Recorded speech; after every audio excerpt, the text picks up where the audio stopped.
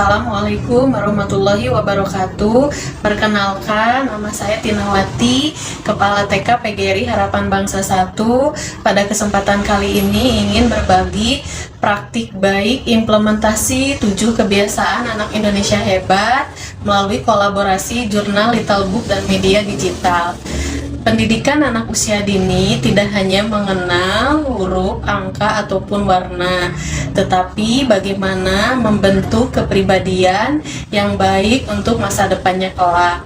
Karena tanggung jawab sekolah bukan hanya mengajar, tetapi bagaimana menumbuhkan karakter baik secara konsisten dan menyenangkan.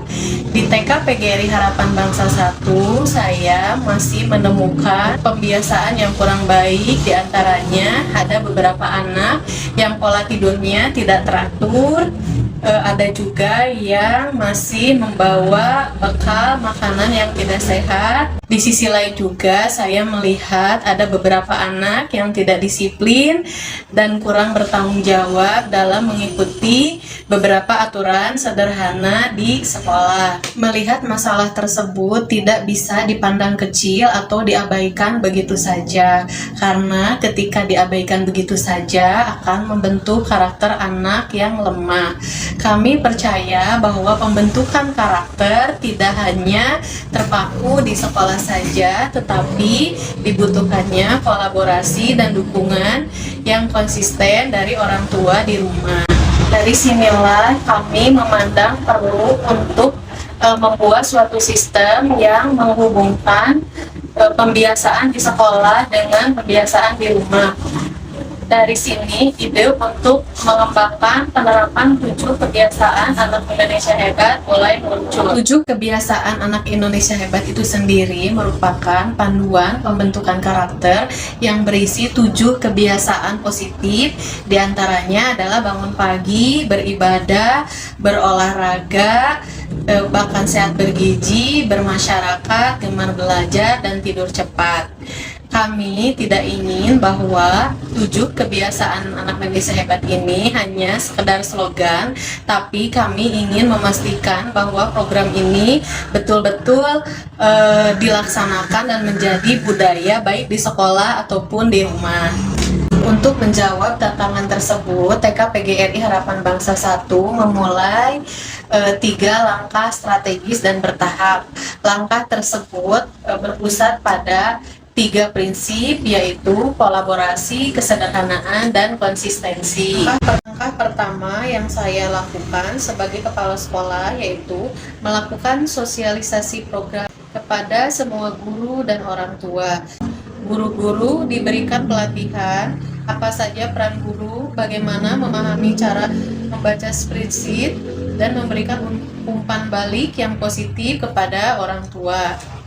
Orang tua, saya menjelaskan makna dari setiap kebiasaan atau manfaat bagi anak, serta bagaimana peran orang tua untuk menentukan keberhasilan program. Sebagai pelengkap, saya juga memasang poster atau stiker manfaat 7 kebiasaan anak Indonesia hebat di sekolah. Kemudian setelah itu saya menyusun alat ukur penerapan 7 kebiasaan anak Indonesia hebat di rumah dalam 2 bentuk, yaitu versi manual berupa jurnal 7 kebiasaan anak Indonesia hebat berupa jurnal Little Book berisi lembar kerja sederhana dengan kolom checklist yang dapat diisi orang tua setiap hari.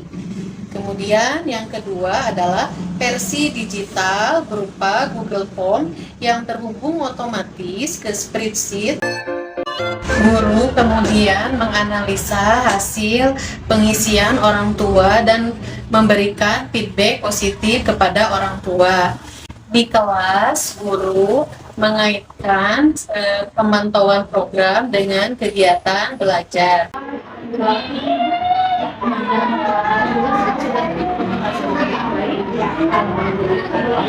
Ini ibu ya, mudah-mudahan itu memang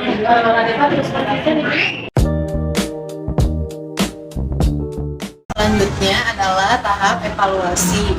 Setelah berlangsung selama 4 minggu, saya melakukan evaluasi dan melihat dari data yang sudah masuk, yaitu melalui Google Form dan jurnal Little Book. Saya melihat ada beberapa konsistensi kebiasaan baik yang sudah dilakukan oleh sebagian besar anak. Sekarang sudah mulai bisa bangun pagi dan tidak terlambat lagi untuk datang ke sekolah.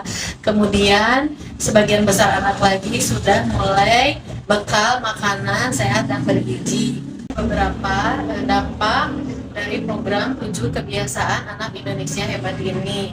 Dampak bagi siswa adalah sebagian besar siswa sudah menunjukkan perubahan ke arah yang positif. Beberapa siswa yang sebelumnya suka datang terlambat sekarang sudah datang ke sekolah dengan tepat waktu. Kemudian yang sebelumnya suka membawa bekal jajan sembarangan sekarang sudah membawa bekal makanan sehat dari rumah. Dan siswa pun tampak sehat sehingga izin sakit pun semakin berkurang. Warahmatullahi wabarakatuh. Saya sudah bekerja selaku pengawas TK PGRI Harapan Bangsa 1 mengucapkan selamat kepada Ibu Tina sebagai kepala sekolah mengikuti apresiasi GPK dengan judul implementasi 7KI melalui kolaborasi jurnal Little Book dan media digital. Kegiatan ini sangat positif dan sangat bermanfaat sehingga anak-anak di TK PGRI sudah terbiasa melaksanakan 7KI. Kemudian kolaborasi orang tua untuk mendukung program ini juga sangat baik. Keren Ibu Tina, selamat, semoga sukses. Assalamualaikum warahmatullahi wabarakatuh. Saya orang tua dari Radeva, kelompok A, TK PGRI Harapan Bangsa 1. Menurut saya, program 7 kebiasaan ini sangat positif. Kemudian arahnya jelas tentang kebiasaan mana yang perlu dirubah di rumah. Khusus untuk anak saya, alhamdulillah yang sebelumnya sulit untuk bangun pagi, sekarang terbiasa untuk bangun pagi. Dan untuk pelaporannya pun sangat mudah karena pihak sekolah menyediakan pelaporan melalui Google Form. Terima kasih. Menurut saya, program 7 kebiasaan ini sangat bagus. Dengan adanya program ini, saya pun ikut berubah, lebih teratur dan lebih sabar. Saya pun setiap hari senantiasa mencontohkan kebiasaan baik di depan anak. Terima kasih. Bahwa dengan adanya program 7 kebiasaan ini bagi saya banyak perubahan terhadap anak saya, terutama anak saya yang sulit untuk tidur cepat.